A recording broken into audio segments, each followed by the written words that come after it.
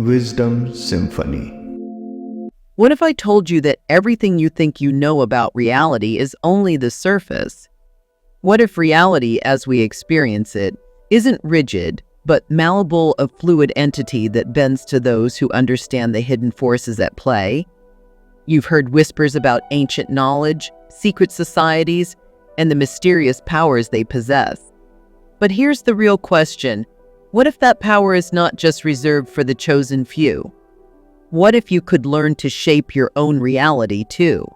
In this video, we're diving deep into what I like to call the dark science of reality manipulation, a powerful ancient practice that has been hidden in plain sight for centuries. It revolves around mastering 4 ancient laws that, once understood, can give you the power to bend the universe to your will. Stick with me until the end, and I promise you'll walk away with insights that could transform your life. Let's start with the first law, awareness. Awareness is the foundation of everything. It's the bedrock on which reality manipulation is built, and yet it's the most overlooked. Have you ever had that gut feeling that something wasn't right, but you couldn't quite put your finger on it? Or maybe you've noticed patterns repeating in your life, similar situations, or people appearing again and again, almost as if the universe is trying to tell you something. That's awareness knocking at your door. Awareness is more than just noticing things on a surface level. It's about understanding that everything around you, the entire world, is alive with energy and patterns. But here's where it gets interesting. These patterns are not static. They're fluid. They're waiting to be shaped, waiting to be influenced by the very thing most of us take for granted, our attention. When you train yourself to truly observe the world, you start to see things differently. You begin to realize that nothing is as solid as it seems. The world isn't set in stone. It's more like a canvas waiting for you to paint on it. Awareness is your brush, and reality is the canvas. But let's break this down. Most of us live our lives on autopilot. We go through the motions, work, eat, sleep, without ever questioning the deeper meaning behind our actions. We react to situations out of habit, based on our past experiences, without even realizing it. This is the opposite of awareness. To be aware is to be present. It's about stepping out of that autopilot mode and into the role of the observer. The ancient civilizations knew this. They understood that the key to shaping reality lies in observing it first. Think of awareness as putting on a pair of X-ray glasses. Most people go through life seeing only the surface, what's right in front of them. But with awareness, you start to see beneath the surface. You begin to recognize the invisible forces, the patterns, and the energies that are constantly at play. Imagine being an artist standing in front of a blank canvas. Without understanding the tools at your disposal, you can't paint anything meaningful. The universe is that canvas, and awareness is your tool.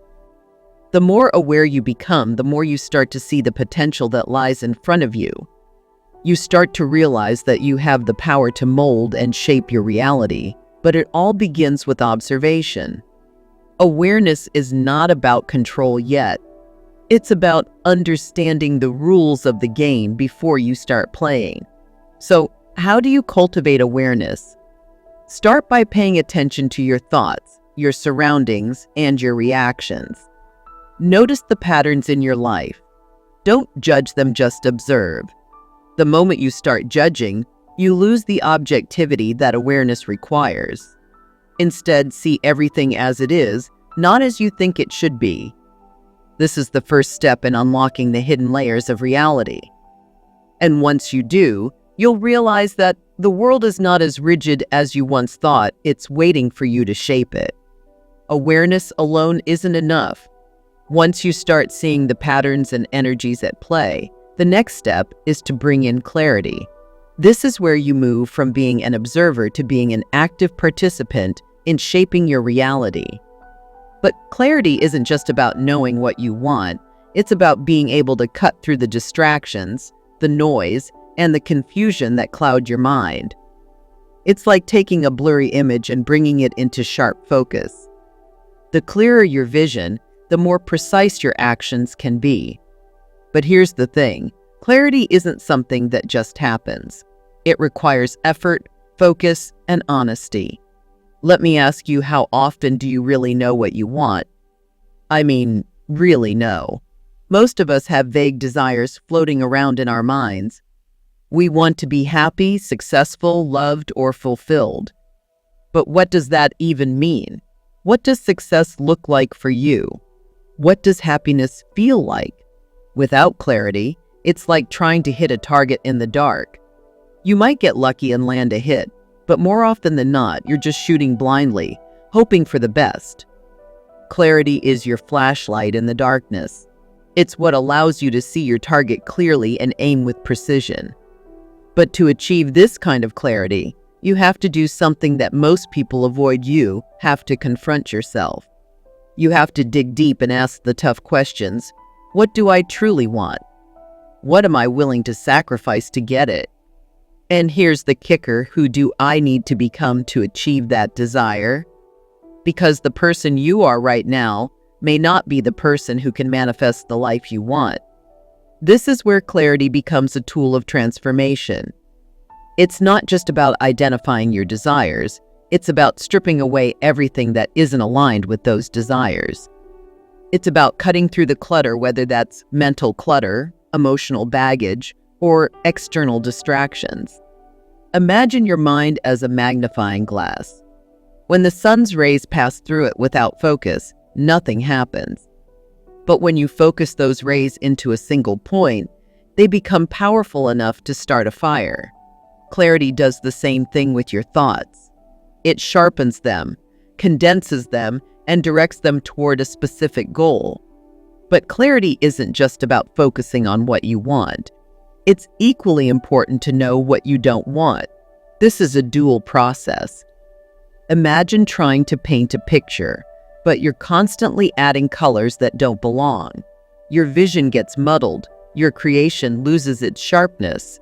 The same thing happens with your life. If you're not clear on what you don't want, those unwanted elements will seep into your reality, diluting your focus and weakening your efforts. Clarity is about creating a vision so clear, so precise, that the universe has no choice but to align itself with your desires. But it's not a one-time thing.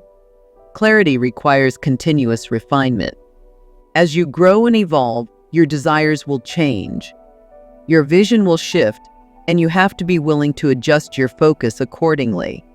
This kind of flexibility is crucial because the external world is always shifting. Your job is to remain clear no matter what's happening around you. Now that you have awareness and clarity, it's time for the third law, creation. This is where the real magic happens. Creation is the process of turning thought into reality, of bringing the unseen into the seen. It's the bridge between your desires and your reality. But here's the thing, creation isn't just about thinking positively or wishing for something to happen. It's about taking intentional, focused action and aligning your entire being, mind, body, and spirit with your desired outcome. Think of creation as planting a seed. You don't just throw the seed into the dirt and expect it to grow on its own. You have to nurture it. You have to water it, give it sunlight, and care for it until it sprouts and flourishes. Your desires work in much the same way. It's not enough to simply think about what you want. You have to nurture that desire. You have to feed it with your emotions, your actions, and your intentions. But here's where people often get stuck. They think that creation is about having positive thoughts, as if simply thinking good things will make them appear. But that's not how it works. Creation is about alignment. It's about aligning your thoughts, your emotions, and your actions with your desires. If any part of you is out of sync, the process falls apart. You can't think one thing, feel another, and act in a way that contradicts both. Everything has to be in harmony. The ancients understood this. They believed in the power of the triad: physical, mental, and spiritual mastery. When these three are in alignment, you become a powerful creator. You can bring your desires into reality because every part of you is working toward the same goal. But when one part is out of alignment, when your actions don't support your thoughts, or your emotions contradict your desires, creation becomes a struggle. Let me put it this way. Imagine trying to build a house, but you're using mismatched materials. Your blueprint says one thing, but your tools and resources are completely different. The house might stand for a while, but it won't be stable. The same is true for your desires. If your actions, thoughts, and emotions aren't aligned, the reality you create will be unstable. It might look good on the surface, but it won't last. To master creation, you have to operate on three levels: the physical, the mental, and the spiritual. Physically, this means taking action. You can't just sit around and hope for things to change. You have to get up and do something. Mentally, it means maintaining a clear vision of what you want. Keep your focus sharp and unwavering. Spiritually, it means staying connected to your inner self and the greater forces at play. You have to trust that the universe is working with you, not against you. Creation isn't a one-time event. It's an ongoing practice. You don't just plant the seed and forget about it. You nurture it every day. You take consistent action, refine your vision, and stay connected to your inner self. And remember, creation isn't always easy. It requires discipline, focus, and a deep commitment to your desires. But when you align your thoughts, actions, and spirit, you tap into a force far greater than yourself, a force that can bring even your wildest dreams into reality. Finally, we come to the fourth law, balance. This is perhaps the most challenging law to master because it requires you to walk a fine line between two seemingly opposite forces: effort and surrender. On the one hand, you need to put in the work. You need to focus, take action, and move toward your goals with everything you've got. But on the other hand, you need to be willing to let go. You need to trust the process and release your attachment to the outcome. Sounds like a contradiction, right? How can you work hard towards something and also let go of it? This is the paradox at the heart of balance. It's like trying to fly a kite. You need to run, pull on the string, and put in the effort to get the kite off the ground. But once it's up in the air, you have to loosen your grip. If you hold on too tightly, the kite will crash.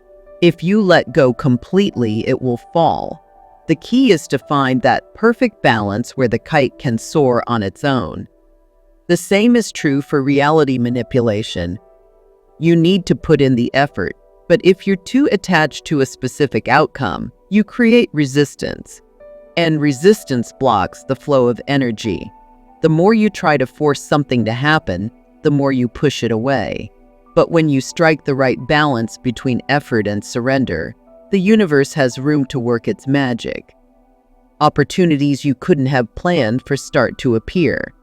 Things begin to fall into place, and the path forward becomes clear. Balance is about trusting the process. It's about believing that once you've set your intention and taken the necessary actions, the universe will respond. But here's the hard part. You have to be okay with the fact that the outcome might not look exactly the way you imagined it. The path to your desires might take unexpected turns, and you have to be open to that. Think of it like driving a car at night. You can only see as far as your headlights allow, but as long as you keep moving, the road continues to unfold in front of you. You don't need to see the entire path to know that you're heading in the right direction. Balance is about trusting that the road will continue to unfold as long as you keep moving forward. But balance isn't just about effort and surrender. It's also about maintaining harmony within yourself.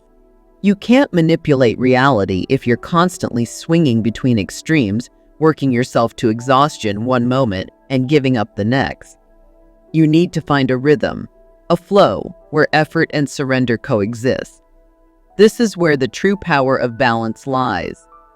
When you master the law of balance, life begins to flow more smoothly. Obstacles that once seemed insurmountable begin to dissolve.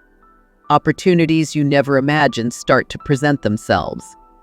This is the true power of the dark science of reality manipulation, not the ability to force the world to bend to your will, but the ability to align yourself so perfectly with the flow of existence that reality bends to meet you. By mastering these four ancient laws: awareness, clarity, creation, and balance, you unlock the power to shape your reality. The question is, are you ready to step into your power? The universe is waiting for you to take control. The only thing left to do is to begin.